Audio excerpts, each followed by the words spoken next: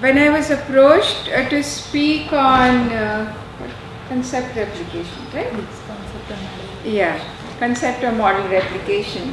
As part of my association with SELCO Foundation, I am familiar with these different blocks of processes, and I've always said we should be able to take one box and move it around to some other process. So pick up something from some process and plug it in somewhere else. But for this group, somehow this year I've been bothered about exploring values. So I said, when you go through a process of rethinking, what do you rethink? The problems are there. I mean, they were there before, they are there today, and they'll be there tomorrow unless something is done differently.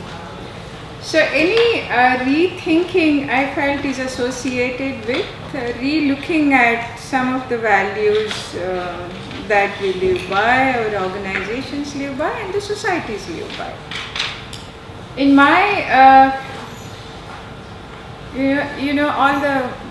we all go through different training programs, right? So in a career of 30-40 years, I must have gone through half a dozen training programs, but the one that stayed with me was on values.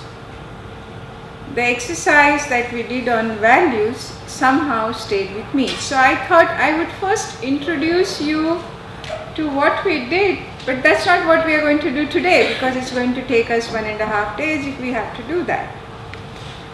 But before I introduce you that, I thought of a story while I was listening to Vishwanath. When we were talking about demystifying, simplifying, and the challenges of replication at the quality level. Madam, you mentioned that, the quality goes down. Why does it go down? So I said, okay, let me look at an example where I can think of a change in a value that prevailed, and how did I experience it personally. So the story that came to me is the following, and I hope you find it interesting, and you also find many more stories in your own personal as well as professional life. My grandfather was a school teacher, and he found that his third child was very bright, and this aunt of mine was brighter than the two siblings before, who were boys. So in the school they would have competition, and in those days girls got married at the age of 12 or 13. So he told her, and there were two sisters, more or less similar age. So one wasn't doing too well, so he proposed that he would get the younger sister married, and this girl would be encouraged to study, to go ahead and study, because she was so bright. But this girl quit school because all her friends were not in school anymore. They were all leaving school and getting married, so she just decided she needs to align herself with the societal value that prevailed, that you get married at the age of 13 or 14. So despite the fact that she had a very enabling environment at home, the change in value at home didn't match with the societal value. So it didn't happen. She completed her matriculation in those days at the age of 33. And that too because of difficult family circumstances and, trying to get economic empowerment for herself. So that story somehow stays. Today in the family, the question is never asked whether a girl goes to school or not goes to school. If somebody decides not to go to school, she will not be accepted even outside. There is a very interesting story in a recent Marathi magazine, a real story, very progressive parents. The girl in class 7 said, I don't want to go to school. So parents kind of, didn't know what to do, so they said, okay. So next day, the father took her to a printing press because he was going to the printing press. So he told her, since you're going, why don't you come?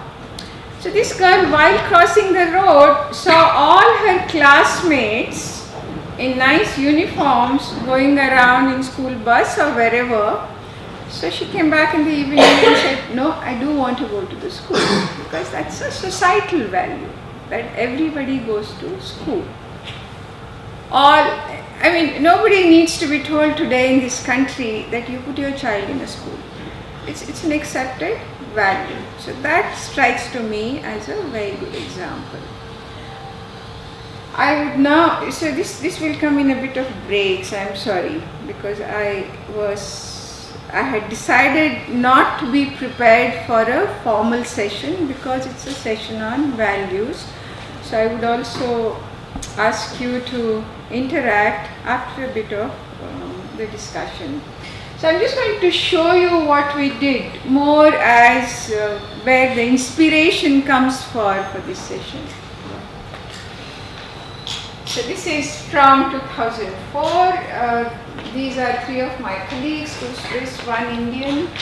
Jagannath right now is in Bangalore, so anybody wants to follow and get in touch with him. This is designed as a 9-step, day-and-a-half process. It's also called as an audit because you try and really audit. Now what does audit mean next? The objectives, how many times do we sit back and reflect on what are our values? What are the organization's values? Where do they match? Where don't they match? My organization, towards the end of my career, if you're part of embassy at 5:30 the doors close, so you get out. Whereas my personal value was you get out after you finish your work, whether it is 8 o'clock in the night, which many of you do. You don't get out at 5:30. So to align that, it's a very simple contradiction.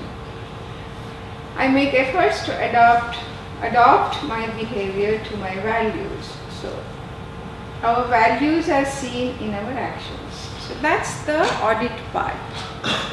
To be able to identify a value and to be able to identify a practice associated with that value is really the exercise. Now this, you don't have to worry about knowing all of them. It's a way of breaking down the process. If we do it in a group, it's easier. If we do it alone, we can cheat ourselves. We can all be very, very good and say, I'm perfect. We all aspire to be close to God, and God is seen as perfect. So that's kind of where we are. So the way we started off, and that surprised me, and I'm going to share this next story. A person close to me, now I would like all of you to just take a moment and think of a person whom you really like, whom you look up to, or who comes to your mind first. Just take a couple of minutes and think about a person.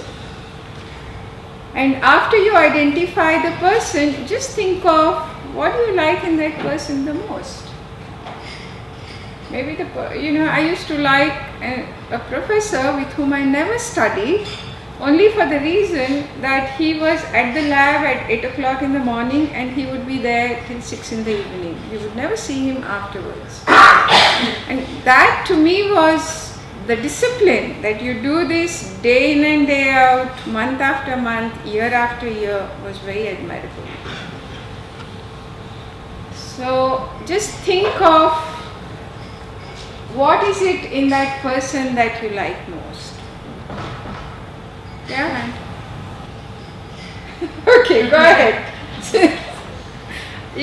What's the quality that you like most?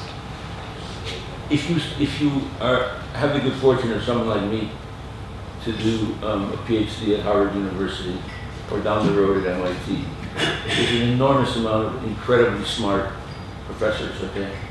A lot of them are really lousy human beings, okay? Because they can't emote to other people, they treat some people with not a lot of respect or not a lot of empathy, okay? But I had the good fortune of being a student of a few of them that mixed both, okay? And I will never, never, never forget their impact on me, okay? To be both, okay, an incredible scholar, a good teacher, okay, and not have lost their humanity in terms of, if you want to talk about it, a class structure or an intellectual pyramid or whatever, okay? And while you were speaking, 3 of them came specifically to mind, okay? Yeah, please. You want the mic? He's a person, a relative. He's doing well in life, all that is good. But what I admire most about him is that he always seems to do the right thing at the right time. And it's usually the things that I've also thought about, but I've not done. So it's like, you know, should I get up now and answer you? While I'm thinking, because I know it's a good thing to do and I should do it, he's probably already done it. He's not here now. But that is just to give you an example. So he does the right thing at the right time without, I think, thinking about should he do it. Thank you. I just thought of a friend of mine, and what comes to my mind is she's a person who, she's not working actively outside, but within her own life there are so many changes which she has made, just the things that she believes in. So she does her own gardening, then going the organic way, doing stuff. So little things, and being conscious about all these things in her own home. So I really appreciate that, and that really adds a different dimension to the entire family. So what would you identify as the underlying value that she has, on which she takes all these actions? I think is the principles which he has learned or appreciated in general. The very macro ones are brought to the personal level, and working on those at the very personal level. Sure. Yeah. Thank you. Thank you very much. Okay, so that's kind of where you begin the reflection. So then what you do next is you try and identify what are the qualities that matter to you most. You know, somebody might, in the exercise that we did, someone asked, is knowledge a value? And if knowledge is a value, what is the associated practice? And can I list that as a value? I was very surprised that this question should even arise, because you would think that all of us believe in acquiring more knowledge, disseminating more knowledge, packaging our knowledge, but this was a question that got debated there. So when you start listing, then there'll be somebody who would say, is it really a value, or is it something else that we want to talk about?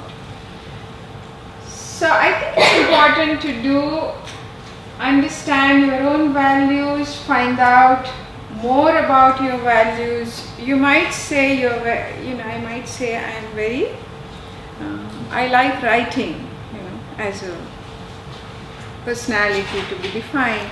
But then I find myself that I haven't written 3 words in 10 years, other than the reporting that I have to do to my bosses.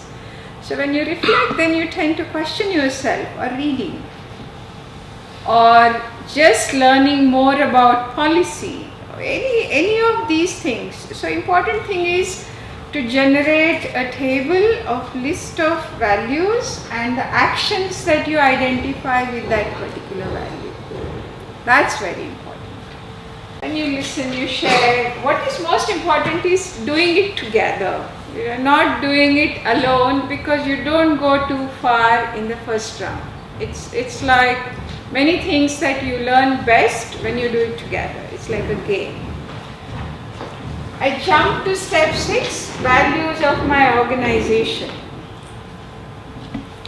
Now, when I reflect back, and we do a similar interaction here, I grew up in research institutions because I did PhD as part of my education. So there was a lot of openness, a lot of freedom, a lot of fooling around for a good 7-8 years of my life, which essentially makes you far more exploratory and open in your overall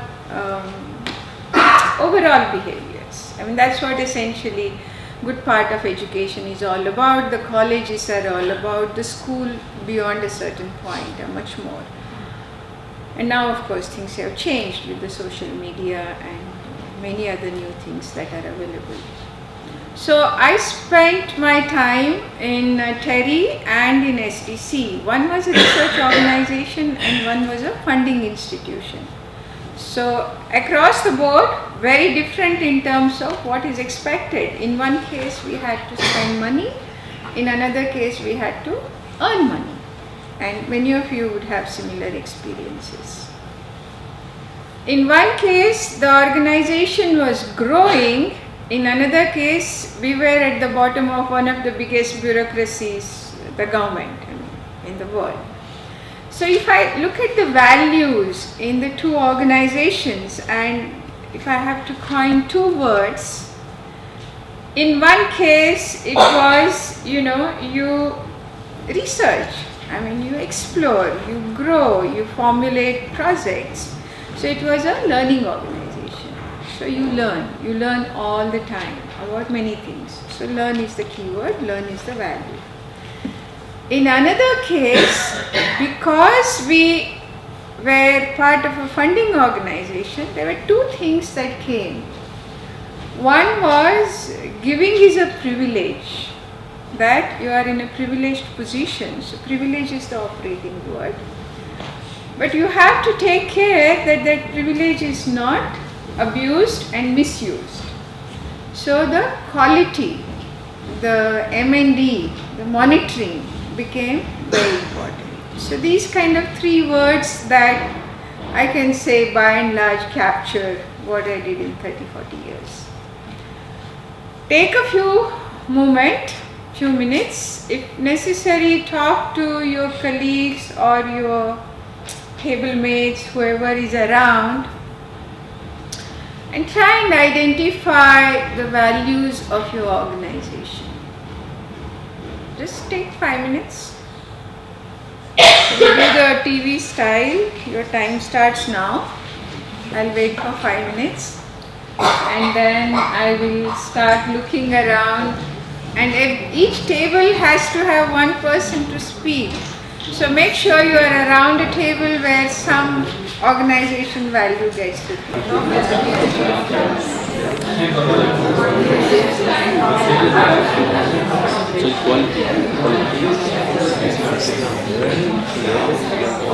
I don't know if schools, today parents will dare tell the teacher, teach my children to speak the truth.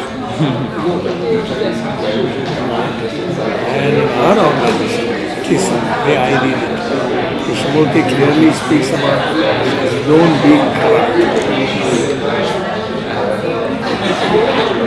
And it's been a very significant value because, for instance, the new school which we started, you know how difficult it is. A very quick round, and I'll start with left and then come to the center. You just have to say one word. No sentences, no explanations, just one word. Let's start from here.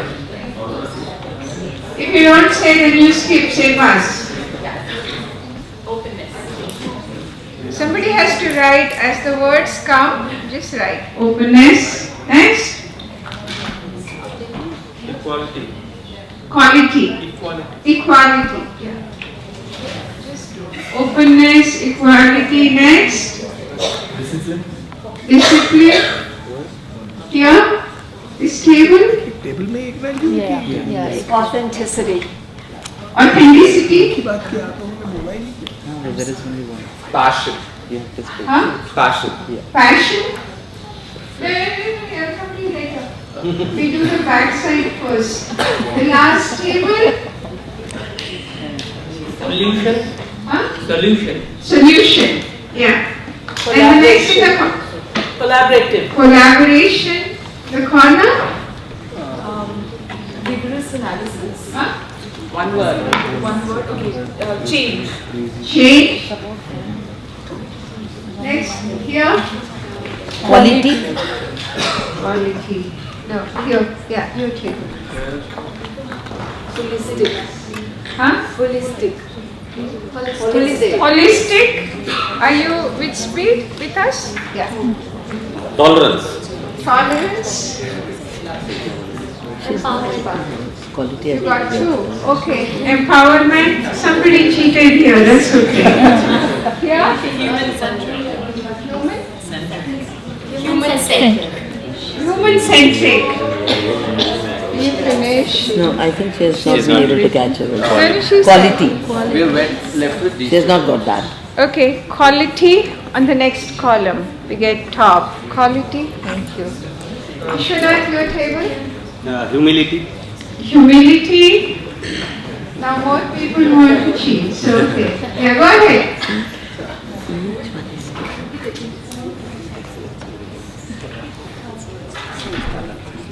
मला संस्था आवडते की आमचे जे आहे की संस्था आमचं कचराईचं जे आहे ह्यांचा पूर्ण विचार घेऊन आमचे जे निर्णय घ्यायचे असतील तर आम्हाला विचारणार आम्ही जी सांगू ते निर्णय संस्था घेते म्हणून मला संस्था आवडते संस्था आवडते. हाँ, ये पूना में से है हम लोग हम स्वच्छ से हैं तो स्वच्छ ये कचरा बीनने वालों की कोऑपरेटिव है तो पूना में जब भी एक तो उसकी गलती करते नहीं थे लोग जो आदमी है करके तो संस्था की वजह से उसको डिग्निटी मिली है कचरा बीनने वालों को और जो भी संस्था में उनके लिए निर्णय लिए जाते हैं वो निर्णय में उनका सहभाग लेते हैं. Participation. ठीक है, बैठ जाइए. This table? Truth. Truth. You haven't spoken, right? This table has a tradition. Commitment.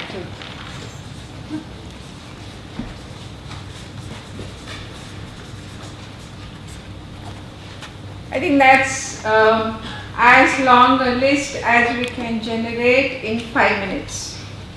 Right? So thank you so much. Thank you.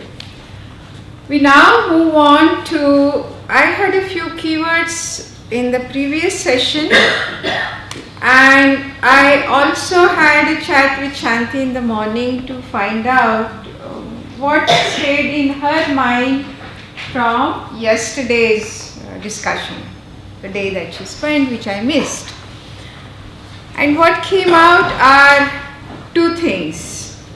Shanti said behavioral change, and when you said quality, the challenge of quality in upscaling. When I was coming today, thanks to Bangalore traffic, 45 minutes you have nothing to do if somebody else is driving. So I was thinking, what is one thing that I would like the discussion to focus on? And the keyword that came to my mind was mindset. Because anything that we do has to do with mindset changes. And all work that all of you do somewhere demands some behavioral change. And first things, pilots you do. I mean, the example that comes to my mind is way back in a tribal village. We had gone to build a biomass power plant, some 10 kilowatts or something.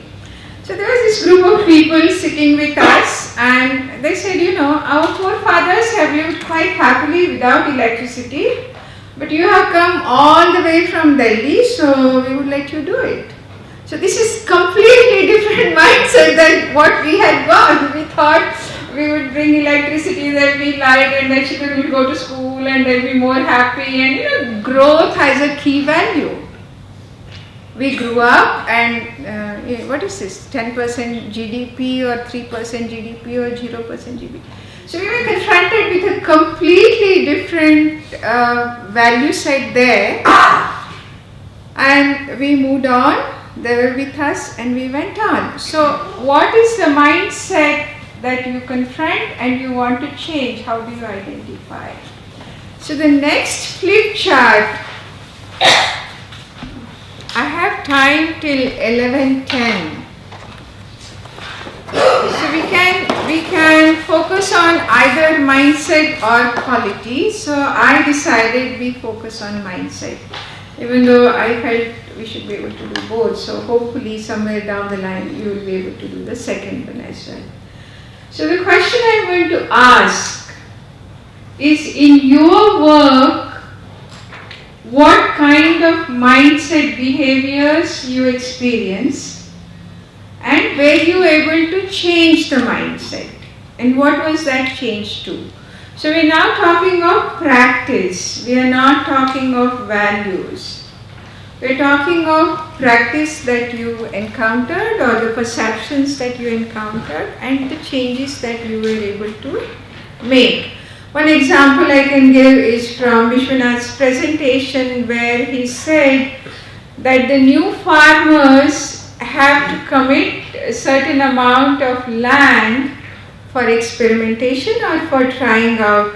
So that is a demand to change existing practice, which was asked by the organization. So that's a change in mindset, because that will lead to a change in mindset. So the floor is open. You can speak sentences, you can take a minute or two. We stop at 11:15 and we would have a list here of practices. And the title would be Mindset Change. Who wants to start? Let me see if there's somebody else. No, I want to see if there's somebody else. You want to start? Okay, go ahead. I'll come to you, second chance. Who has the mic? The one who has the mic gets to speak. Yeah. Does it work? I'm not sure. So no, it's not. It's okay. Wait till the practice. I work in gets Madhya going. Pradesh, and the main work is we bring solar energy to people's home. That's our mission, that's what we want to do. We focus on women, that they have, so that they become empowered, they have more access to electricity in their own home, because that is another thing I realize, that women in their own home do not have access to electricity as their male counterparts. And we also want to empower them, encourage them to start their own business, livelihood, with the help of solar energy. So what our most expensive part, or I would say, that where we spend most of the money, is changing mindset. So we're convincing somebody to adopt solar, and it's not just that one person who we would like to be our customer, who will buy solar from us. It's everybody in the surrounding, like be it all the stakeholders. So right now, for example, the mindset in Madhya Pradesh is officially it's an energy surplus state. So there is no need for solar energy in Madhya Pradesh. And since also there is no subsidy, nobody will be interested to buy solar. So it's everybody who would otherwise be indirectly supporting solar are also feeling, no, there is no need for solar in Madhya Pradesh. So energy surplus to solar energy is the mindset change that you're trying, right? At the household level. At the household level. Is that, would you agree? I'm trying to capture one sentence from what you say. Anybody can help. Adoption of solar energy. We don't need one solar to. See, electricity is something in their mind where I work, comes from the government and is a free thing. So spending money for solar also is another issue. So I'm not sure how to say that, but spending money for something that they think should be free. Paying for what it costs. The mindset from getting it free to paying for what. So we do two steps, energy surplus to solar and pay for service. Two things. It's a combination of two. That's it.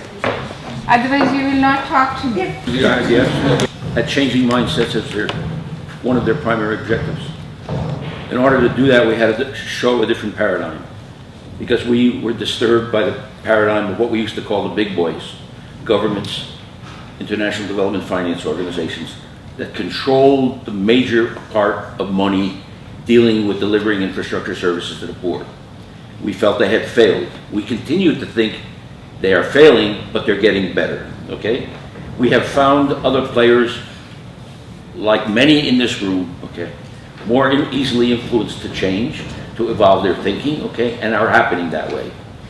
And in the institutions, because we spend a lot of time interacting with people in the bigger institutions, okay, it is, I don't want to say easy, but it's not impossible to change the mindset of a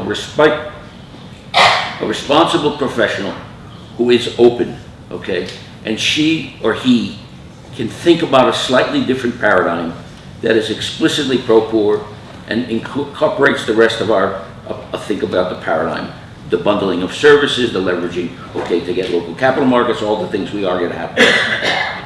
But getting the World Bank or the Asian Development Bank to do hybrid projects that deal with both sovereign lending and non-sovereign lending, to get them to do the projects, okay, that are explicitly focused on poor people, not just energy projects, okay, but any kind of intervention that they're doing. So the impact gets much more, and that you create inclusive societies. They all say they want to do it, okay? But changing bureaucracies is enormously more difficult than changing, okay, even senior professionals. In gatherings like this, okay, you can be very, very fortunate. Why? Because you influence a group of them, and you also influence whoever runs the organization, okay? Okay. I have a personal relationship with the just retired, okay, vice president, okay, of the Asian Development Bank, okay? And I would say that while I have influenced him over a period of 20 years of interaction, my impact on the institution is like this, okay? Compared to the change that needs to happen. Not that as one of them, if you look at our recent website, and the quote of one of the middle-level, very responsible guys that a lot of people in here know real work, who speaks very positively about him.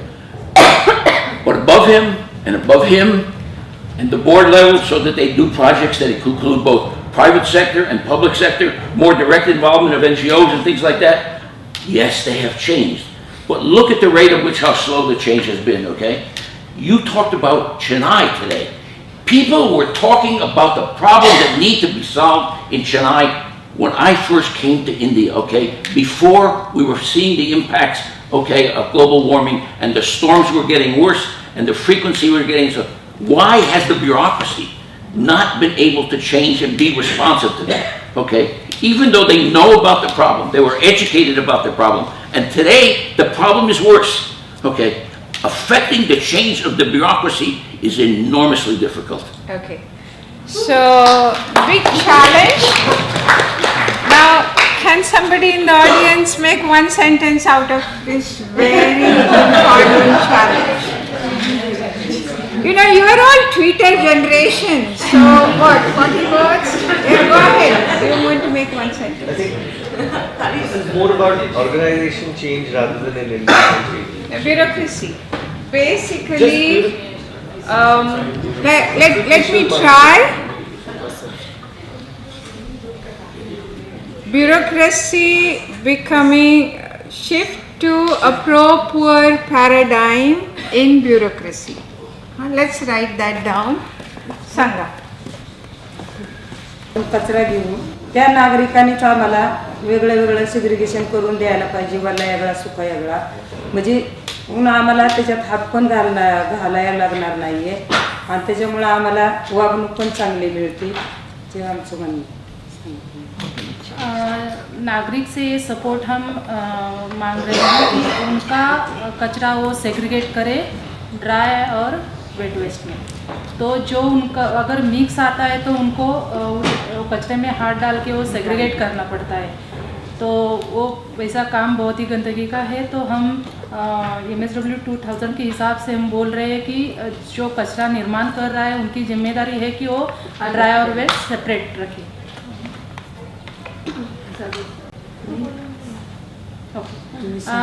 अजून एक महत्त्वाचा बदल की और एक महत्वपूर्ण बदल लाना चाहते हैं हम संस्था में. जो हमारे कचरा बीनने वाले थे वो पहले तो ऐसा बोझ लेके घूमते थे और कचरा बीनते थे कंटेनर से प्लास्टिक से। तो हम लोग अभी डोर टू डोर जा रहे हैं, तो वो सर्विस प्रोवाइडर करके उनको उसमें बदल लाना चाहते हैं। Okay. So mindset changes here. One at the level of the end user, and one at the level of organizing the service chain, the entire service chain. So so service chain. I mean, the garbage has to go from household to the recycling place, wherever it gets. And that chain has to be organized. So there are two challenges in that. One, each of us segregate the waste, and the other is the service chain gets organized properly. So these are the two Apart things. from that, there is this other one which she's saying of becoming a service provider. From a picker of, so the role change. It's a Role change, yeah. You don't have that kind of Yeah. regularity and Yeah. so that is a very That's the difficult role thing to change. do. So you need to do many trainings with the waste collector. Yeah. So mindset change of the end users. That's a major behavioral change, and it comes that I don't put dry waste in the wet box, or I don't put wet waste in the dry box.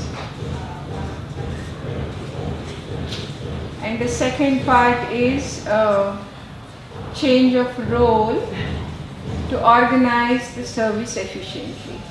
Right? Change of role. So the first point, when you say energy surplus to solar, people are already paying for their energy, which is, could be hydro, other things, right? So, isn't that a factor of money that they have, that whether they want to pay it? Because, when we do work with farmers or people who don't have the money to pay it, for them it's a completely different choice. It's whether they Sure. eat food or this. Yeah. But only if you move into the upper middle class or something, that's where you're looking at that mindset change, right?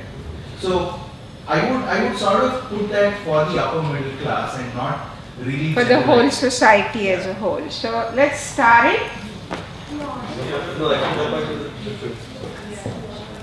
You want to debate that a bit? You want to say something?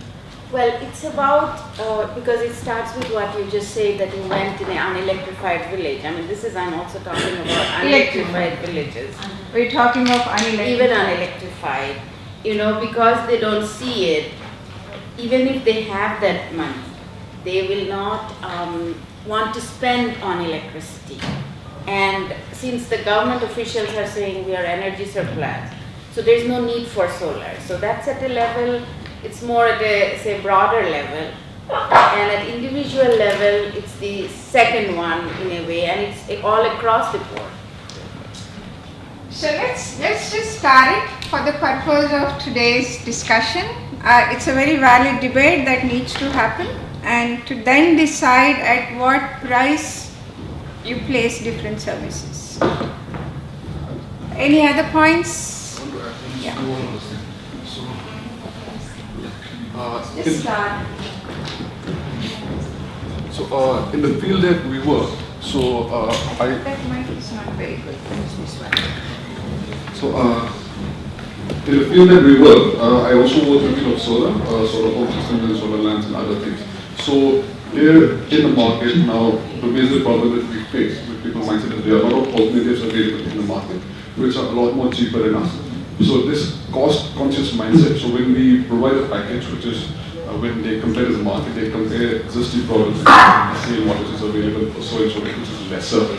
So we try to provide quality materials, quality installations. So it's a whole package that we provide. So people, some people see the value, some people don't. Some people who are very cost-conscious, so we fail to explain it to them. So changing that mindset of from a very cost-conscious perspective to seeing the value of the package and the quality and understanding why this is costing higher than that. That's a mindset. So cost consciousness to quality consciousness. There are 1, 2, 3, 4. So you have the mic, so you get to speak. I'll come this order. I'm thinking about teachers and the education space as a whole, and I think the biggest thing that we see are two things. One is from a fixed mindset to a growth mindset in terms of students and teachers, and also narrow-mindedness to broad-mindedness in terms of society as a whole. And for me, I think most of the things when we talk about mindset fall into these two categories, whether it's in any kind of industry. So I would like to discuss more on how that can change. So narrow To broad and fixed to growth. Yes. We in publishing, so for us, we publish books for children. The biggest mind change or the mindset change that we have seen over the years is from being closed to open.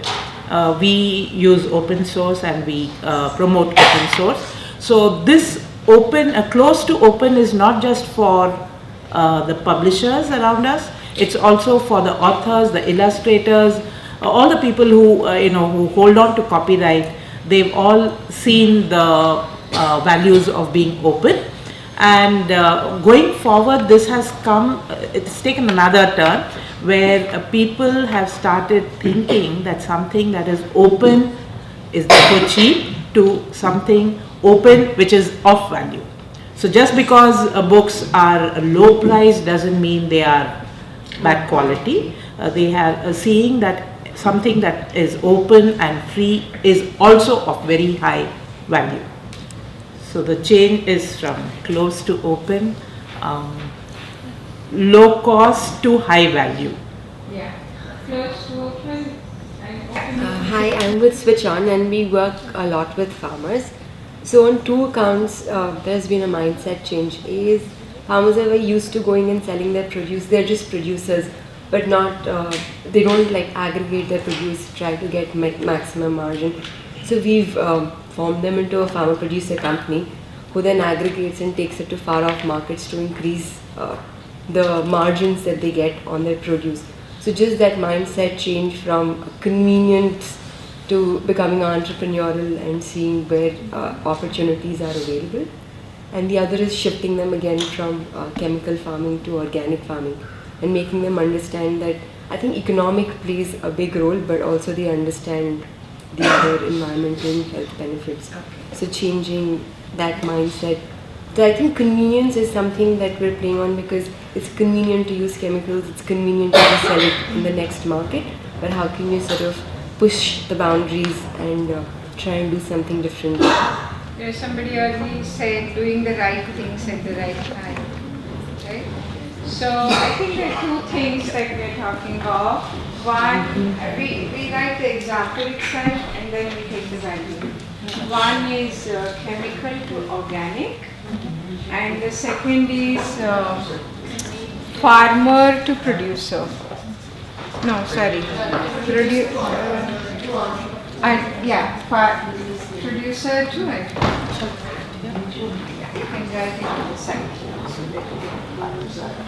Question formally, unless somebody has an absolute need and would be unhappy if we don't take that comment on board. I'm forcing everybody to be happy. There is somebody who's going to be unhappy. Go ahead. We are working with the community since past 20 years, and we have just experienced that the communities are coming up saying that we don't want any free services, our services should be paid, whether it is a very low cost, something like, I'll just give an example for water. Like if we are giving water supply for free, that generally my communities have this mindset ki sarkar de rahi hai to free mein de, or generally they come up with that.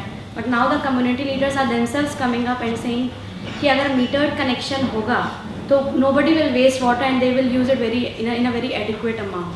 So this is the experience which we have experienced. Free to pay for free service. To the free services to paid services. Paid services. Yes. Thank you.